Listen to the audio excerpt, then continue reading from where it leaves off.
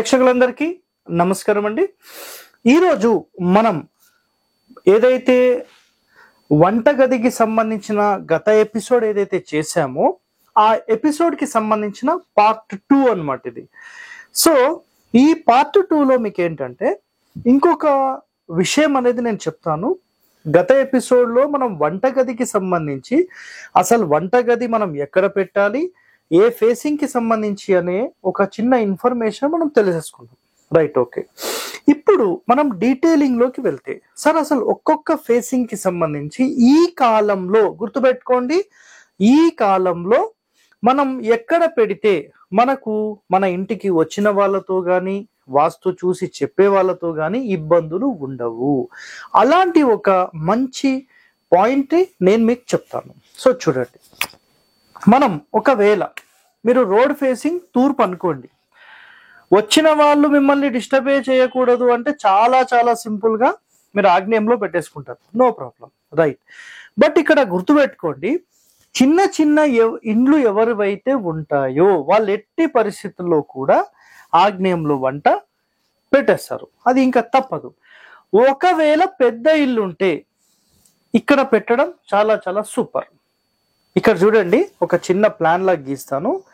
నేను పెట్టిన చాలా ఇంటి ప్లాన్స్లో ఇలా 3 పార్ట్స్గా డివైడ్ చేసినప్పుడు ఈ ఫ్రంట్ పార్ట్ని మెయిన్ డోర్ అండ్ ఇది కంప్లీట్ హాల్ క్రియేట్ చేసేస్తాను. హాల్ చేసిన తర్వాత ఈ సెకండరీ రూమ్లో ఈ రూమ్ యొక్క ఆగ్నేయంలో నేను వంటగదిని పెట్టించేస్తాను. అప్పుడు ఏమవుతుందంటే ఈ మొత్తం మీరు ఏదైతే ప్లాన్ చూస్తున్నారో ఈ ప్లాన్తో దక్షిణం వైపుగా ఉండే రూమ్కి ఆగ్నేయం వైపుగా కిచెన్ అనేది పెట్టిస్తాను. ఇది ఒక రెండవ ఆప్షన్ కిందికి మనం తీసుకోవచ్చు.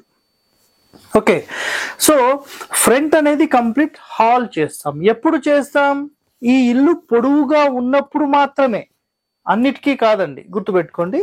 నెక్స్ట్, మనం శాస్త్ర ప్రకారం వెళ్ళాలి, ఖచ్చితంగా ఈ ప్లాన్ని డిజైన్ చేసుకోవాలి అని మీరు భావిస్తే మెయిన్ డోర్ మనం సెంటర్ పెట్టినప్పుడు ఆగ్నేయం ఒకటో స్థానం అందరూ యాక్సెప్ట్ చేసేది. రెండో స్థానం పొడవుగా రూమ్స్ ఉంటాయి, అంటే ఇట్లా పొడవుగా ఉంటాయి, ఇదంతా హాల్ చేసుకొని గుడివాడలో నేను రఘుబాబు గారికి ఆల్రెడీ ప్లాన్ చేశాను.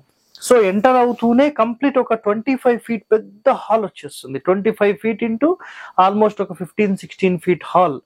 అంటే నిజంగా ఒక ఎమ్మెల్యే గృహము, ఒక ఎంపీ గృహము, అంటే పెద్ద పెద్ద వాళ్ళ ఇంటికి మనం వెళ్తే ఎలాగైతే ఒక పెద్ద ఓపెన్ స్పేస్ ఉంటుందో ఆ విధంగా వాళ్ళకి డిజైన్ అనేది చేశాను. సో ఇక్కడ మీరు గమనిస్తే తూర్పు ఫేసింగ్ ఇంటికి మీరు కరెక్ట్గా చేసుకోవాలి వంట అంటే వాయువ్యం ఈజ్ ద ఫస్ట్ ప్రయారిటీ.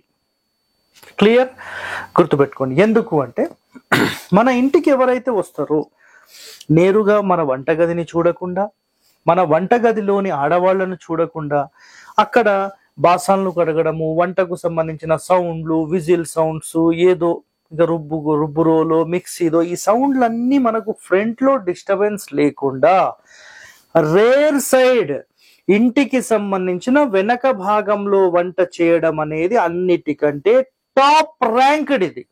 ఇది ఒక్కటి మీరు మైండ్లో పెట్టేసుకోండి, క్లియర్ కట్గా చెప్పేస్తున్నాను. సో తూర్పు ఫేసింగ్ ఇంటికి వాయువ్యం ఈజ్ ద ఫస్ట్ బెస్ట్ అన్నమాట మీకు. అండ్ సెకండ్ బెస్ట్ వచ్చేసేసి ఇక్కడ మీరు తీసుకోవచ్చు దక్షిణంలోని ఆగ్నేయం, నెక్స్ట్ ఆగ్నేయం, అంతే, సింపుల్. ఇంకా దీనికి మించిన ఆప్షన్స్ లేవు, అంటే ఈ కాలంలోని మీకు అందుకని క్లియర్గా చెప్పాను. నెక్స్ట్ అయితే తూర్పు ఫేసింగ్ అయిపోయింది, ఇప్పుడు దక్షిణం ఫేసింగ్ గురించి మాట్లాడదాం. సో దక్షిణం ఫేసింగ్ ఇంటికి ఎట్టి పరిస్థితుల్లో ఆగ్నేయంలో సాధారణంగా వంటగది తీసుకోకూడదు. ఇదొక్కటి మీరు మైండ్లో పెట్టేసుకోండి. ఒకవేళ మాకు తప్పదు సార్ అంటే పూర్తి ఆగ్నేయంలో కాకుండా వంట గదిలోని ఈశాన్యం వైపుకి మీరు స్టవ్ని జరపడానికి ప్రయత్నం చేయండి, ఇది రెండవ ఆప్షన్. సో దక్షిణం ఫేసింగ్ ఇంటికి అన్నిటికంటే టాప్ మోస్ట్ ప్రయారిటీ ఈ కాలం గురించి మాట్లాడితే వాయువ్యమే. సో తూర్పు ఫేసింగ్ ఇంటికి అండ్ దక్షిణం ఫేసింగ్ ఇంటికి ఈ రెండు గృహాలకు సంబంధించి మీకు వాయువ్యం ఇస్ ద ఫస్ట్ బెస్ట్ అన్నమాట.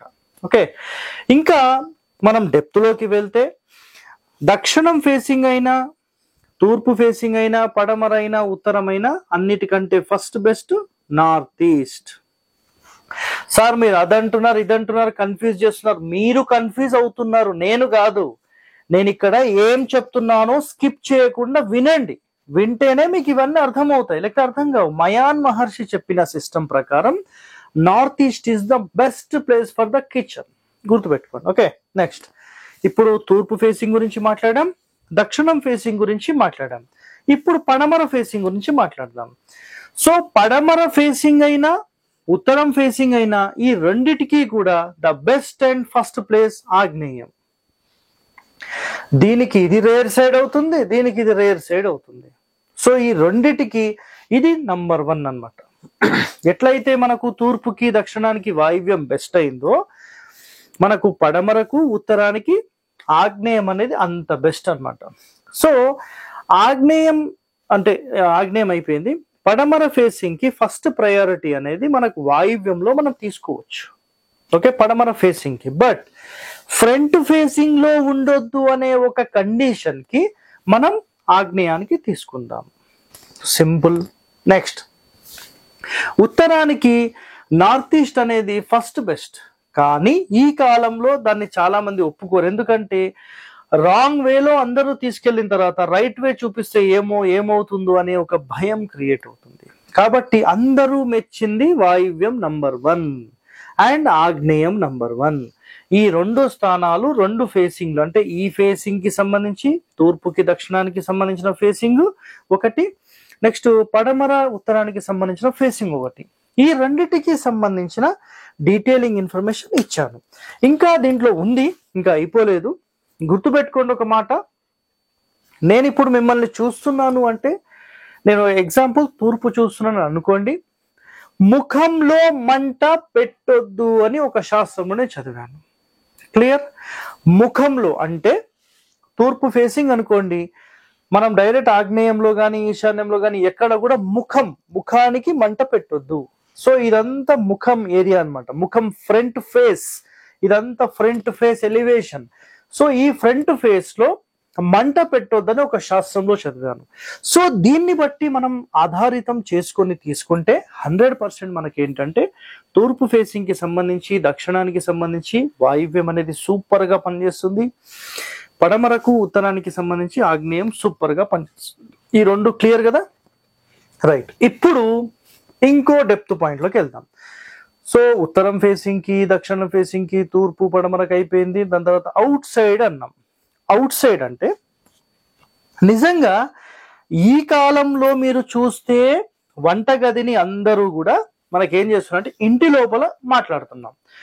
ఒరిజినల్ శాస్త్రాల ప్రకారం అసలు ఇంటి లోపల వంటగదే ఉండకూడదు.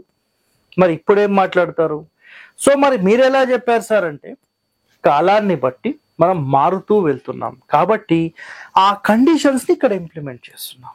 ఓకే, అయితే పూర్వ గృహాలలో మీరు అబ్జర్వ్ చేస్తే ఇంటికి అవతల వైపు ఆగ్నేయంలో కానీ, నైరుతిలో కానీ, వాయువ్యం కానీ, ఈశాన్యం వైపు కానీ మీకు చిన్న చుట్టిల్లు కానీ, చిన్న వంటగదిని కానీ ఏర్పాటు చేసేవాళ్ళు. అక్కడే వంట చేసి, అక్కడే భోజనం చేసుకొని, అన్ని పనులన్నీ కంప్లీట్ చేసుకొని అప్పుడు ఇంటికి వచ్చి సేద తీరేవాళ్ళు ఆడవాళ్ళు అయితే. సో ఈ చుట్టిల్లు అనేది మీరు ఆగ్నేయమైన, నైరుతైన, వాయువ్యమైన, ఈశాన్యమైన 100% పెట్టవచ్చు. బట్ ఇందులో కండిషన్స్ ఏముంటాయంటే, పూర్తి మూలలు బ్లాక్ చేయకూడదు, చుట్టూ తిరగడానికి ఒక భాగం ఖచ్చితంగా ఉండాలి. సో ఈ కండిషన్స్ అన్ని చూసుకుంటే ఈ కాలంలో ఇది ఎవరు మాట్లాడలేరు. పెద్ద పెద్ద స్థలాలు ఉన్నాయా? ఇది 100% మనం చేస్తాం. సార్ మీరు ఎక్కడన్నా చేశారా? మనం ఏదైతే శంకరపల్లిలో మండువా హౌస్ అని చేసాం కదా, ఆ ఇంటికి వెనకాల వాయువ్య భాగంలో ఆల్రెడీ ఇక్కడ ఎస్టాబ్లిష్మెంట్ చేసేసాం. సో ఇది తూర్పు కదా, ఇక్కడ ఈ వాయువ్య భాగంలో ఆల్రెడీ ఎస్టాబ్లిష్మెంట్ చేసేసాం. ఎప్పుడు దాని యొక్క షార్ట్ వీడియో కూడా నేను ఎప్పుడో అప్లోడ్ చేశాను. సో ఇక్కడ ఇవన్నీ మాట్లాడాం కదా. ఈ చుట్టిల్లు ఇంకో రకంగా కూడా మీకు పనిచేస్తుంది. అదేంటంటే, ఒకవేళ మీకు రోడ్ పోర్ట్ ఉంది, ఇంటి అవతల అంటే కాంపౌండ్ అవతల ఒక చుట్టిల్లు లాగా మీరు కట్టుకోవచ్చు. ఇది చాలా చాలా సూపర్. ఇది నేను ఎక్కడ అబ్జర్వ్ చేశానంటే, ఎప్పుడైనా ఎవరైనా అజ్జారంలోకి వెళ్తే బిఎస్ఎం ఫౌండరీస్. నేను ఆల్రెడీ ఒక ఎపిసోడ్ చేశాను, కంచు పాత్రలకు సంబంధించిన ఎపిసోడ్. వాళ్ళ ఇంటికి దక్షిణం వైపుగా ఒక వీధి వస్తుంది, అక్కడ ఎవరో వచ్చి ఈ చుట్టిల్లు లాగా పెట్టి వెళ్ళారు. రౌండ్ గా పెట్టి పైన ఇట్లా సువ్వగా పెట్టేస్తారు. అంటే ఈ రోడ్ పోటు వచ్చి దీనికి తగిలినప్పుడు దీని యొక్క టోటల్ ఎనర్జీస్ ఎవరివైతే ఆ కంటి నుంచి వచ్చే ఎనర్జీస్ ఉంటాయో ఆటోమేటిక్ గా పైకి వెళ్ళిపోతాయి. సో పిరమిడ్ మోడల్లో దీన్ని సెటప్ చేశారు. సో ఈరోజు ఈ వంటగది ఎక్కడ పెట్టాలనే పార్ట్ 2 ఎపిసోడ్లో టోటల్ డీటెయిలింగ్ ఇన్ఫర్మేషన్ నేను చెప్పాను. ఇంకా ఎవరికైనా ఈ వాస్తుకు సంబంధించిన పుస్తకాలు మీరు కావాలని భావిస్తే మీరు 100% దేవుళ్ళు.com వెబ్సైట్లో మీరు పర్చేస్ చేయండి, చదువుకోండి. ఇంకా డెప్త్ నాలెడ్జ్ మేము నేర్చుకుంటాం. వాస్తులో మేము కూడా పరిశోధన మీలాగా చేయాలనుకుంటున్నాం సార్ అంటే మీరందరూ వెల్కమ్ అండి. సో 100% మీరు రావచ్చు. ఎలాంటి ఫీజు అనేది మేము తీసుకోబడదు. వాస్తు కోర్స్ లాగా చెప్తే మేము ఫీజు తీసుకుంటాం. మీరు వచ్చి పరిశోధన చేస్తాం, మీతో తిరుగుతాం, మీతో ట్రావెల్ చేస్తాం, ఒక 2, 3, 4 సంవత్సరాలు ఉంటాము అని భావిస్తే మీ నుంచి రూపాయి తీసుకోబడదు. మీ ఫుడ్, మీ రూమ్ మీకు మీరు చూసుకోవాలి.